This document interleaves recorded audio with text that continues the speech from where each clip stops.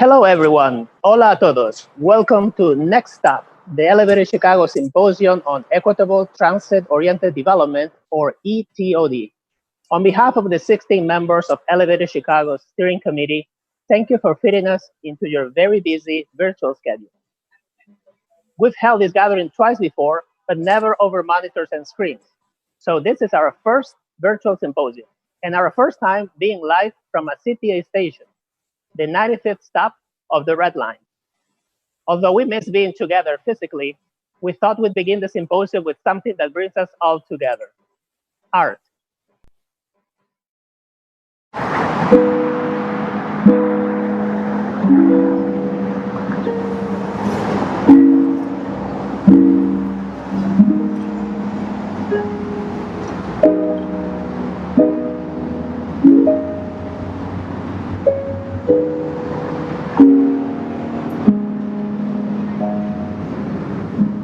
Don't listen to them.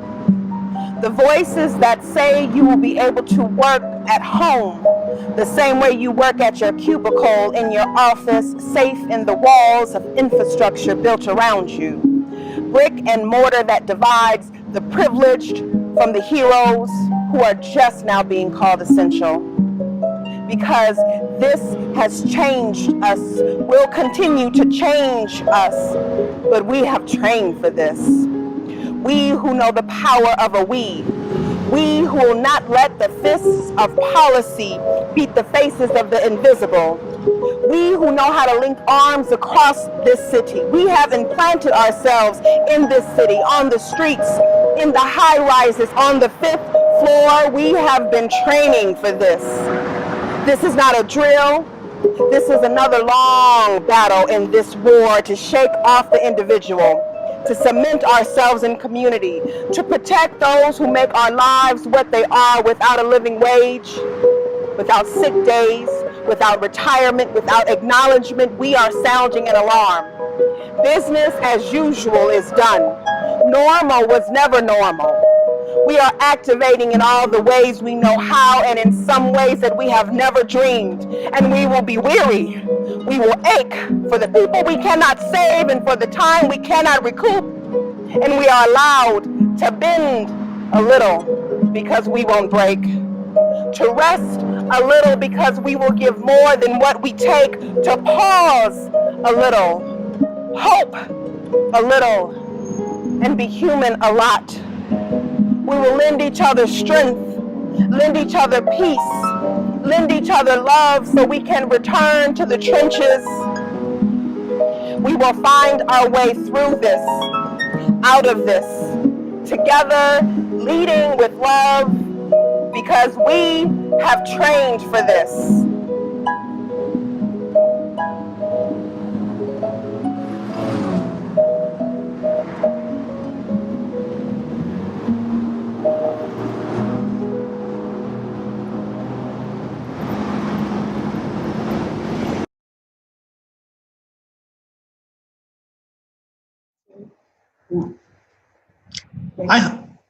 I hope you enjoyed hearing Leslie Honoré read her poem, "We've Trained for This," against the backdrop of music by harpist Rebecca Reed. Our thanks to both of them for sharing their talents. You can find Leslie's poem on our website, elevatedchicago.org/symposium. Elevated Chicago puts a lot of value, respect, and love on connecting people, places, and process through transit. We're passionate about places, like our 7 E-hubs. We're thoughtful about process, working to change systems and policies to create a more equitable Chicago. But it's people we care the most about. This spring and summer, people in our communities and across Chicago have been impacted by COVID-19 in many ways. Some are no longer with us. We want to honor their memory and also recognize the loss and the trauma around us. Please join me in a moment of silence.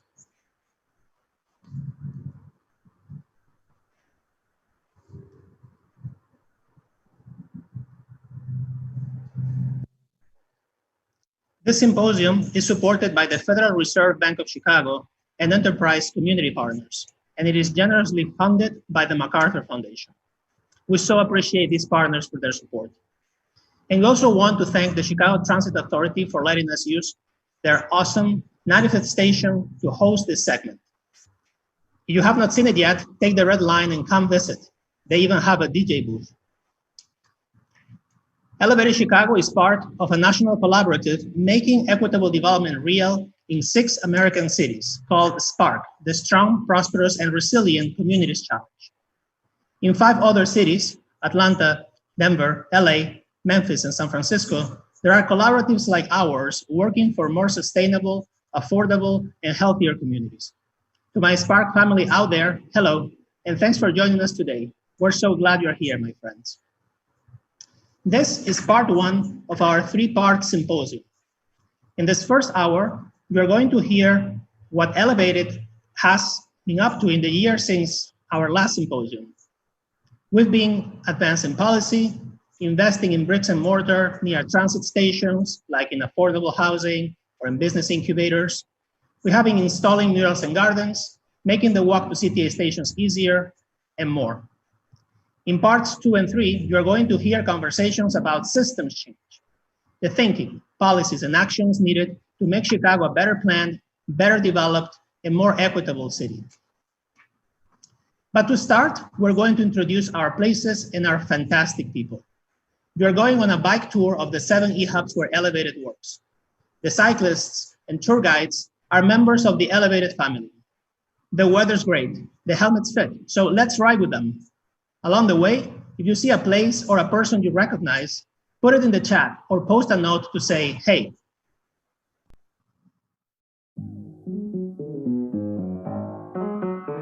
What is Elevated Chicago? Who is Elevated Chicago? Elevated Chicago is a collaborative of 16 people and organizations from across the city who have come together to bring community assets closer to transit and to make Chicago a healthier, a more equitable, and a more climate resilient city.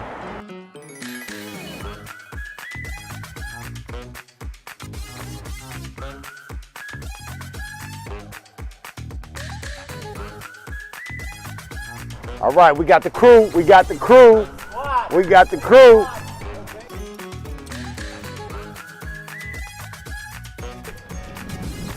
Now here we got Woodlawn Station. Look at this beautiful, affordable housing. Very nice, statues in front and everything. So now we're gonna continue down Garfield Boulevard and you're gonna see the Garfield Green Line Station. Recently had some art put up by this artist named Nick Cave. If you're not familiar with him, look him up. Pretty dope work that he produces. Old historic train station. It's the oldest L station in the city. The university is partnering with some community arts and public life, partnering with some community groups to get that built out, some incubator space. And we got the station here. It's beautiful. Every inch of the building is artwork. Beautiful colors and all of that. It's nice.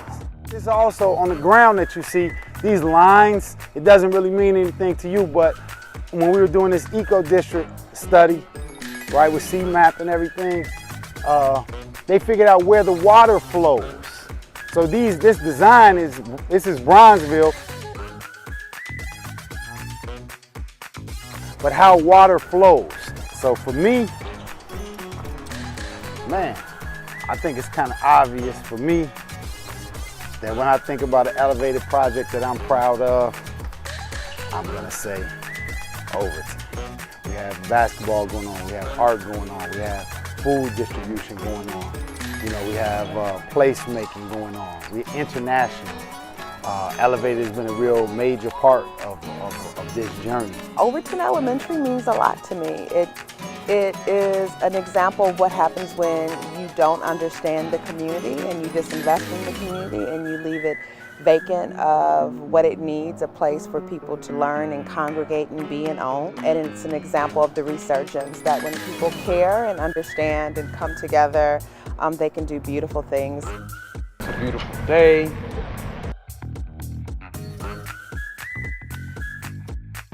In Bronzeville.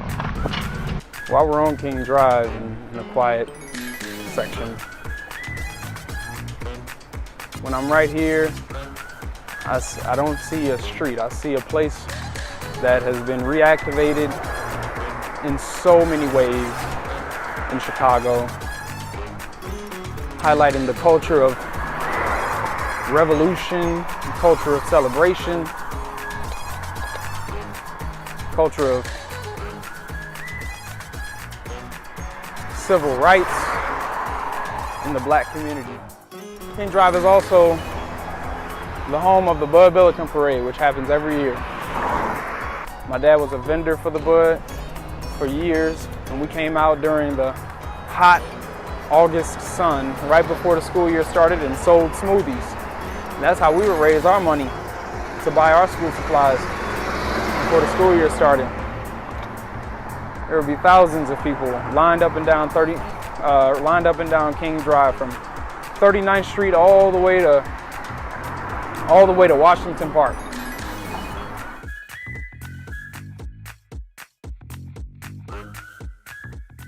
This is a community I've been working in for 20 years. And I have to say, it's one of the best neighborhoods in Chicago. This is the Esperanto Building. It was redeveloped probably 15, 20 years ago. It used to be a knitting factory. And it's a really great example of how we can do great things for the community with old buildings if we just have the right amount of investment.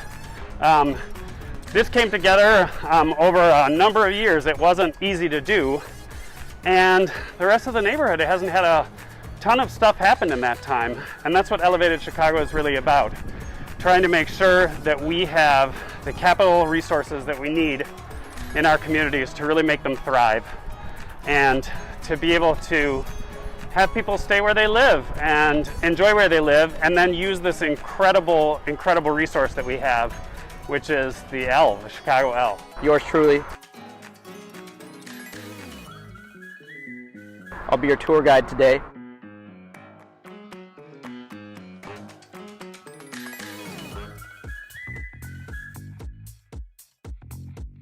Here we are at the Open Center for the Arts location. More than like just a gallery, you know, there's all sorts of things that are happening here, right? If you can't read that, it says the Voice of This World project is an exhibition which bridges people across the world to share their thoughts through artistic expression.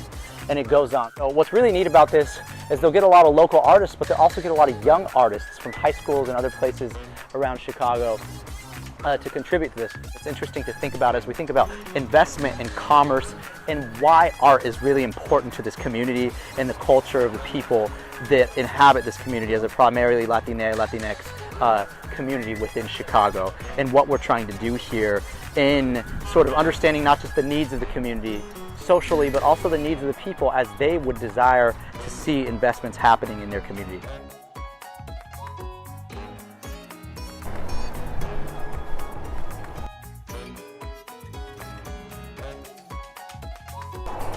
Be good Chicago citizens on bikes.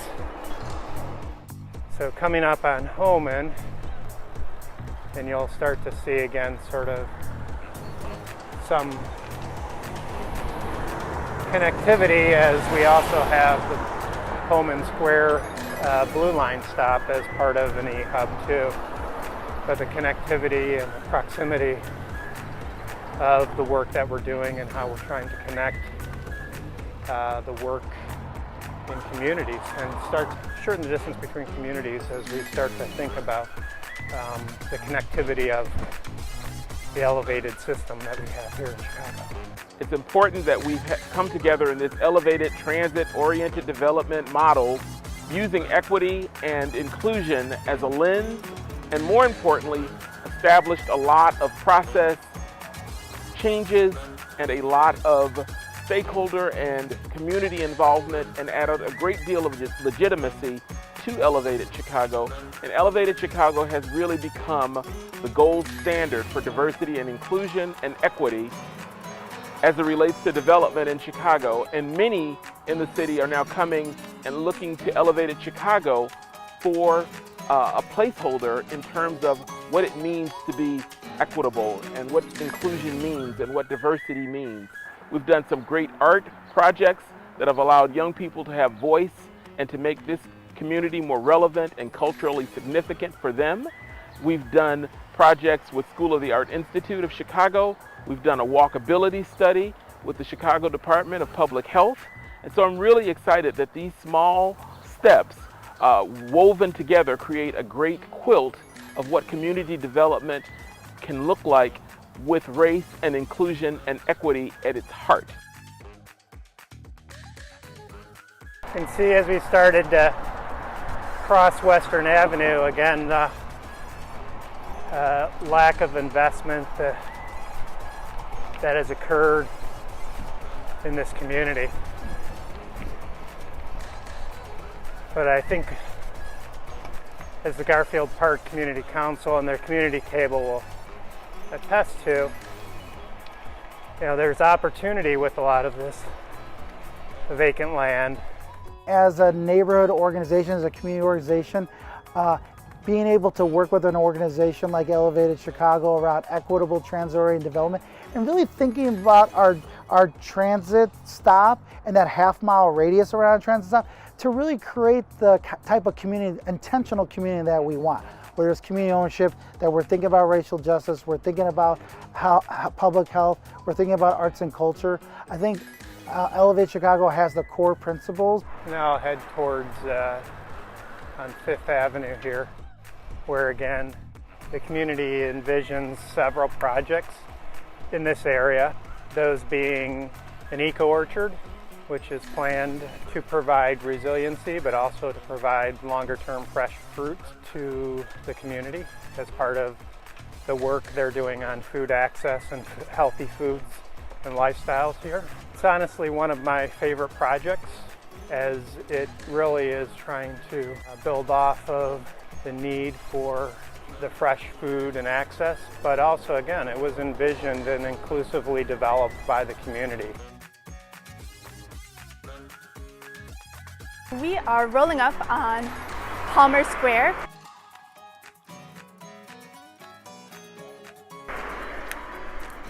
Which is a bit bigger than a pocket park. Not super huge, but it's a great patch of green here. And historically, it had really been a refuge for predominantly immigrant and Latinx families. You'd see them playing soccer all day, every day, pretty much.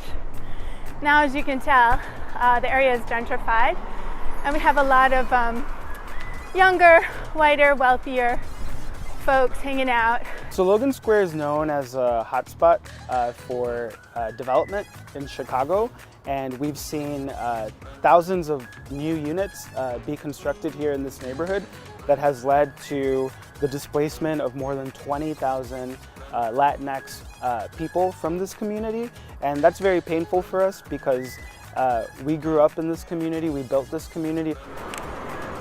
Oh, all of this has changed so much through the years. So straight down there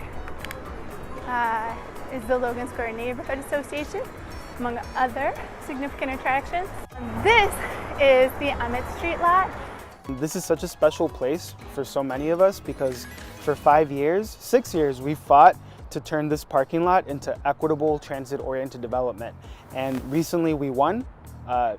This project was approved and financed by the Chicago City Council a couple months ago. And so we are so excited that a year from now, our hope is that families will start moving into their new homes because we believe that all people, regardless of race or income, deserve the opportunity to succeed in school and in life. And that means having a home that's stable and that's close to public transportation. So we partnered with our local food co-op and organized our local youth via the Logan Square Neighborhood Association and the Lucha to collectively design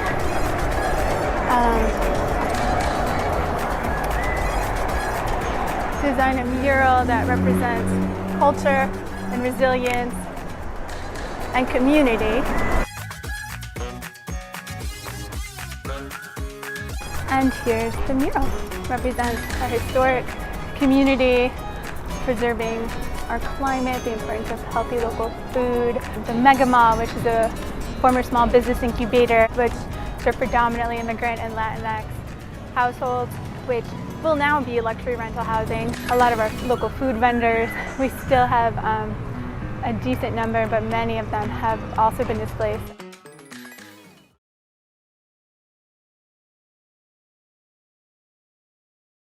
Do we have time to talk about how COVID-19 has changed what we see? One thing it's made acutely apparent, it's really like taken a huge stage spotlight and just really illuminated all the areas that people who already do work in equity know are there, but maybe people didn't really realize that the people who are being most affected by COVID are the people who are also most affected by systemic racism. And so all of the structures that are affected by non-equitable practices then lead to a higher rate in COVID in Black and brown communities. And it's a perfect example of how all of those things kind of converge. Lack of resources, disinvestment, racialized climate change, how it's specific in certain areas because how planners have developed the city even before any of us were even alive. We have 16 exam rooms there providing care to thousands of people every year. And out back, you can see this big white tent. It's empty right now because it's the afternoon and it's pretty hot out, but in the morning, it's busy with people getting tests for COVID-19. COVID has really changed the way that we work in community health and in the community. We're proud to be here serving people, making sure that they know their status and can stay safe and can keep their families safe. It has really reflected the resiliency and the spirit of collaboration and partnership and just how creative and how nuanced all of the services and programs are in terms of supporting families. We have witnessed families coming, looking for support, and more importantly, finding a great North Lawndale bench of providers who've really stood up and helped to address many of the pandemic crisis needs in a very urgent and prolific way. COVID has really just highlighted the inequities and the disparities in our neighborhoods and across the city. So, you know, essential workers work on the west and south side. So they're still seeing residents taking the buses to and from work.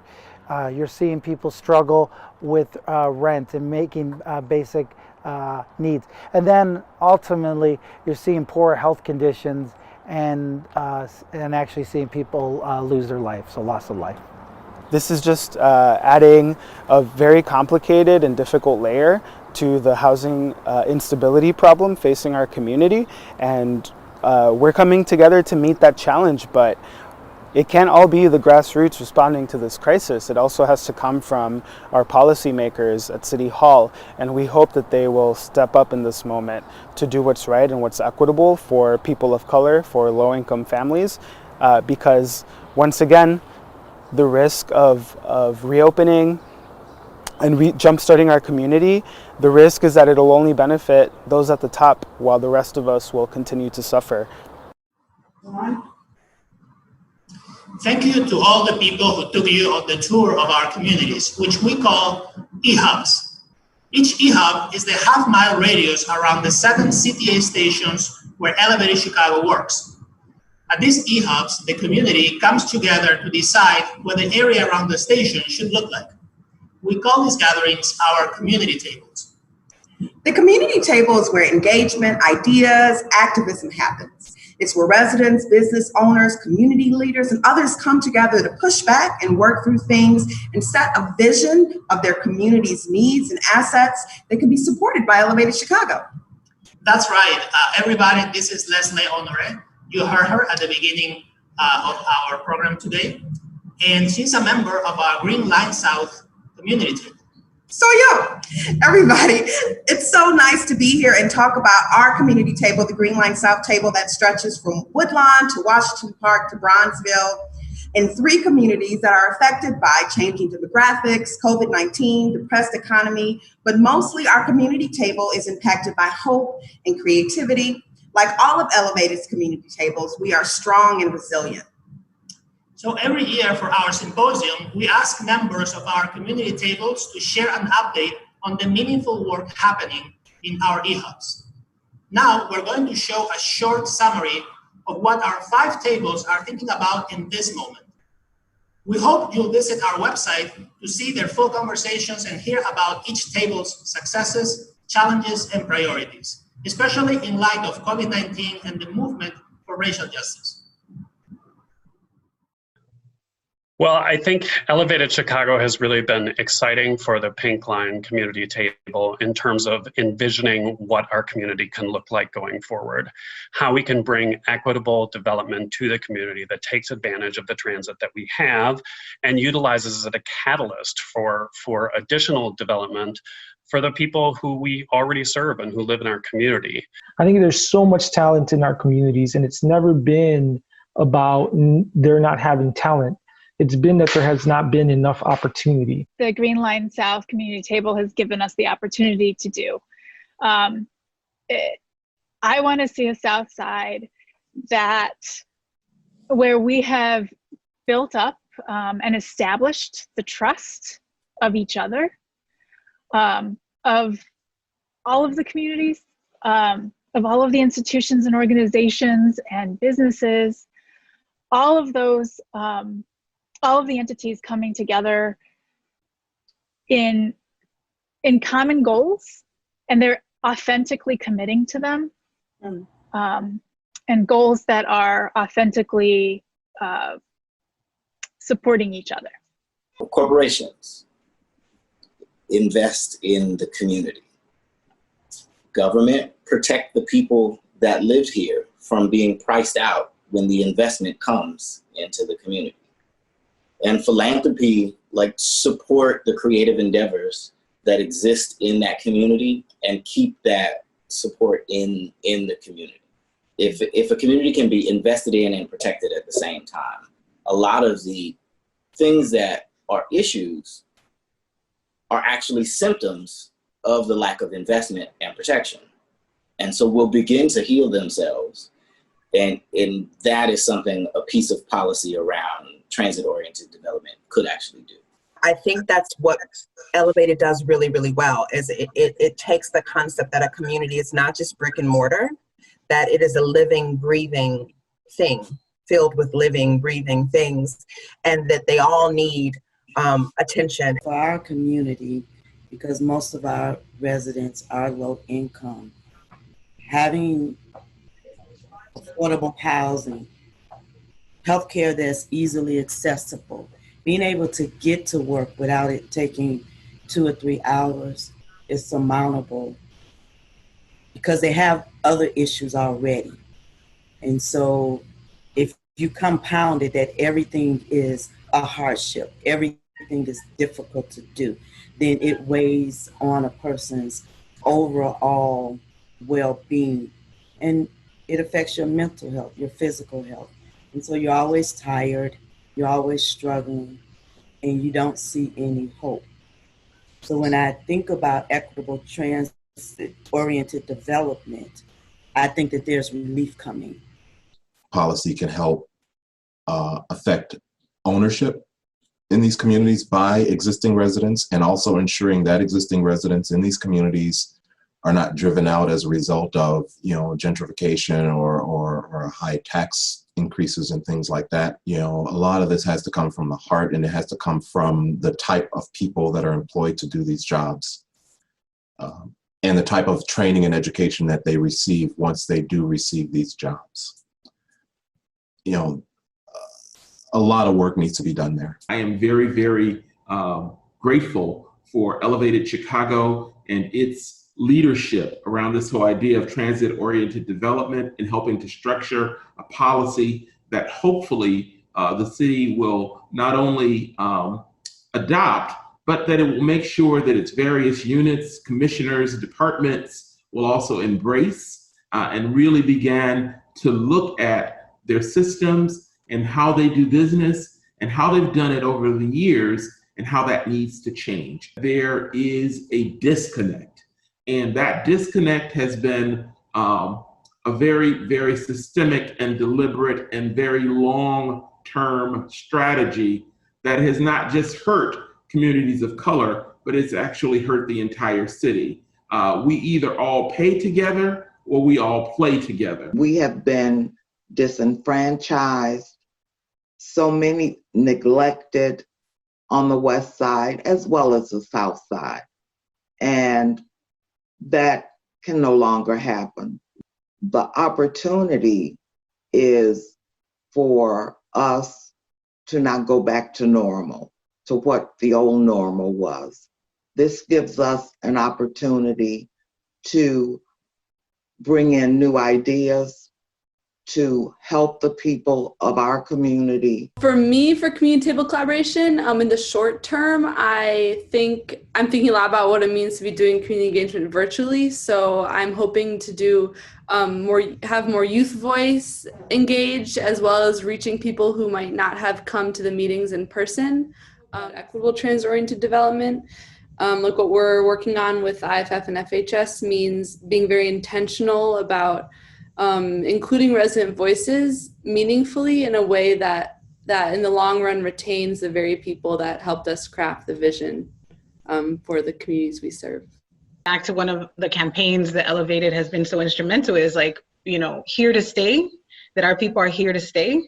And I would just add the caveat, our way. We want to live. We want our people to live. And so what are the policies, the practices, the belief systems that we need to challenge so that simply we get to thrive?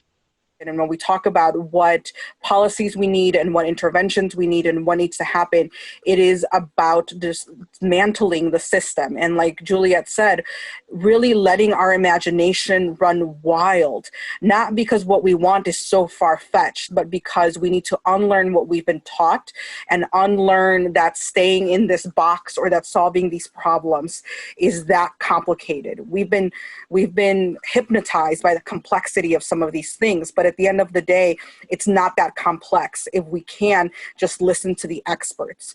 And the experts are the people in the communities, the people living these lives every single day. We are all experts in our own lives. We are all experts in what our community needs.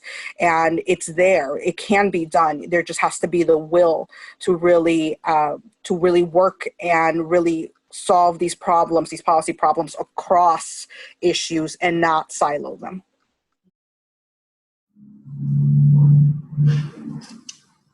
Our work in communities and beyond is possible thanks to the funders who bring their resources to the Elevated Chicago table. I want to thank all of them and send a special shout out to our community foundation, the Chicago Community Trust, for being also a member of our collaborative. So now that you have met our people and our places, it's time to talk about process. I am very glad to have my friend Melvin Thompson, Executive Director of the Andaleo Institute, here with me today. Thank you so much for having me, Roberto. Had to be here. You're in my neighborhood. You're coming to my neighborhood, Washington Heights. So to come to the 95th Street station and terminal was easy for me. Thank you. You're welcome. And this is not the first time we are here. We have been following your amazing work for a while now. We are working to strengthen the commercial corridor between this station and the Woodson Library, about 8 blocks from here at Halsted. And so we consider this location a member of Elevated Chicago Plus. These are locations beyond our 7 e-hubs where strong community leaders like yourself are using transit assets to make equitable development real. Thank you, Roberto. You know, development doesn't just happen. It takes planning. And as you know, I've been serving on a working group with you and 40 other people, helping to write new equitable development policy for the city of Chicago. And August 17th, that document plan will be available for the public. So for everyone that's watching, please read it, add your public comments, and tell your aldermen and everyone to read it. It's very important. It is, and it's not a real plan without community members at the table, like you. The mayor's office will share the draft policy plan soon, and anyone who wants a notification on that can sign up for an alert at our website, elevatedchicago.org. Meanwhile, how are your plans coming along for 95th Street? Well, we're excited, Roberto. We have a City of Chicago Neighborhood Opportunity Fund grant that we're transforming an 800 square foot vacant building into a 3,000 square foot cafe. So that's coming online later this year, at the end of this year. So we're really excited about it. The neighborhood is excited about it. And it's an extension of the Woodson Library in terms of social gathering and social cohesion. So we're excited about it. That is so wonderful, Melvin. ETOD is blooming in the far south side, and we are fans of that. And speaking of fans, 2 Elevated Chicago supporters sent us some messages. Check them out. Good day and welcome. My name is Tara Magner. I am the director of the Chicago Commitment Program at the MacArthur Foundation.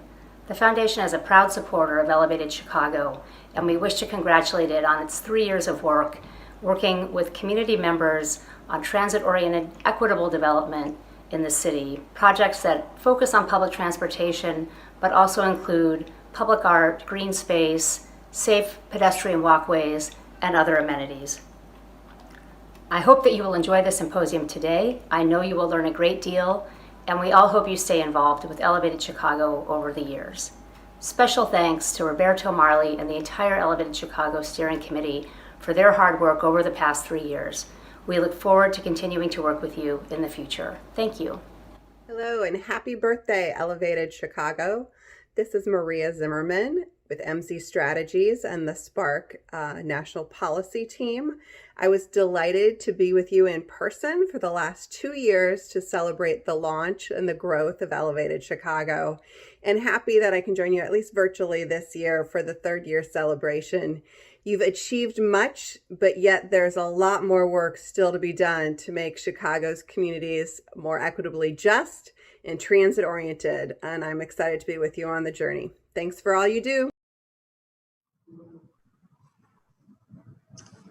Elevated Chicago is a collaborative, and collaboration ain't always easy, but it is rewarding and often fun thanks to our people and our places. This month marks Elevated's 3rd year, our birthday, you might say. Spark funded the first years of Elevated, and they have renewed our funding for another 3 years, and that is something to celebrate. We just completed our first 3-year impact report. I invite you to read our short stories and see the beautiful images about our work. And now, please watch the very last segment of part 1, where you'll hear why we think our collaborative is the very best. Be sure to watch for 3 very special faces from our Leadership Council at the very end. And before I close part 1, I want to thank our Steering Committee and our Leadership Council for their tireless efforts for equitable development. And I also want to thank my colleague Marley Schott, Elevated's Program Associate, who keeps all the trains moving. I also want to thank our interns, Caleb Herod and Sabrina de la Vega, and very especially many thanks to Rod Resources, our communications team, for producing this virtual symposium. While you watch the last segment, please tweet or post Feliz Cumpleaños, happy birthday to us at Elevated Chicago, and see you in a few minutes for part 2 of Next Stop, the Elevated Chicago Symposium on ETOD on WebEx. Thank you for watching.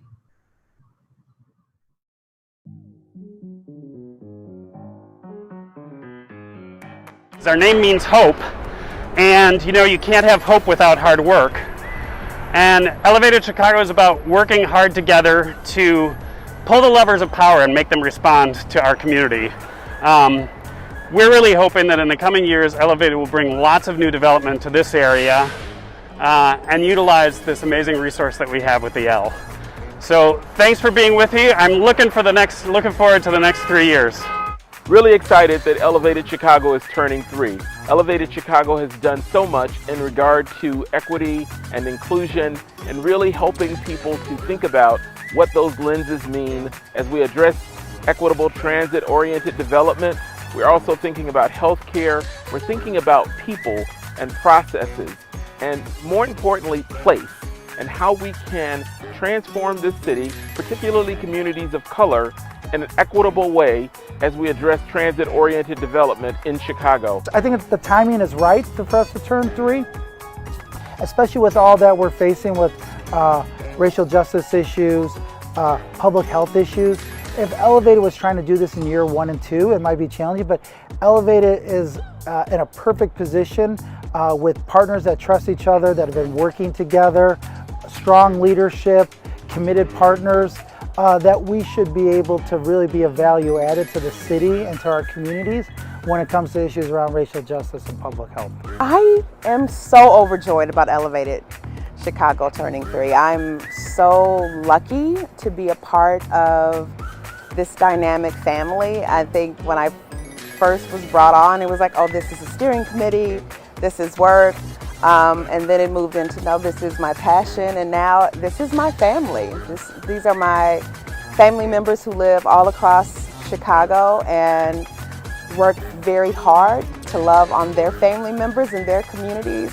And it's such an honor to work shoulder to shoulder with brilliant, passionate, strong people. It makes me so happy. I'm thrilled. It doesn't seem like just 3 years. It feels like it's been a part of me for a lifetime. We're doing something that's very challenging, very new, which is that we're collaborating across race, across geography, across sectors, and we move at the speed of trust, and that is work that we're doing every day. I'm very excited for where we've come over the last 3 years, but I'm even more excited for the next 3 years.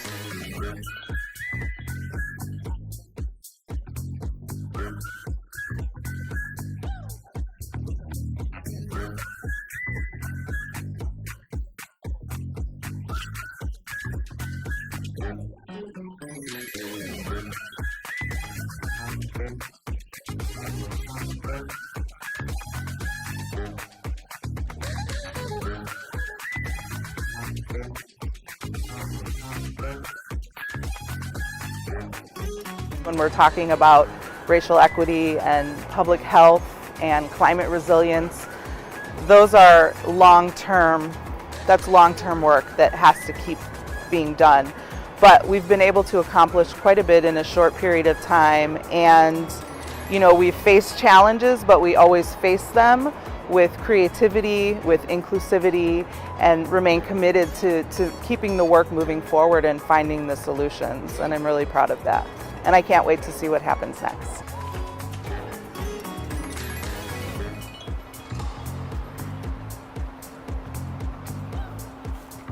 Congratulations, Elevated Chicago, on turning 3. Congratulations, Elevated Chicago, you've turned 3. Congratulations, Elevated Chicago. Happy anniversary.